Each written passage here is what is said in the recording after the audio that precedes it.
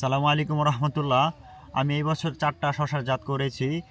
যদি ফলনের দিকে কথা বলি তাহলে শীতকালীন শশার ভিতরে তুষারা হচ্ছে বেস্ট।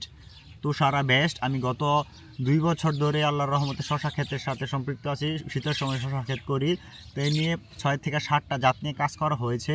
তো যদি কেউ শীতকালীন শশার জাত করতে চান তাহলে তুষারা চোখ বন্ধ করে করতে পারেন। এর মতো ফলন আমি অন্য কোনো গাছে দেখিনি। যদি একটা গাছকে ক্লোজ করে দেখাই, তো এই যে গাছটা যে দেখতে পাচ্ছেন, নিচের দিকের ফলগুলো অ্যাকচুয়ালি ছোট হয়, এগুলো তুলে দিতে হয়। তো এখন যদি গাছের উপর দিকে আস্তে আস্তে যান তো দেখতে পারবেন যে কি পরিমাণ ফল সেট হচ্ছে প্রায় প্রত্যেকটা গাছের দিকে। যদি এর প্রত্যেকটা গাছেরই একই অবস্থা, এই যে একটা গাছ দেখতে পাচ্ছেন যে এই গাছের ভিতরে কি পরিমাণ ফল আছে।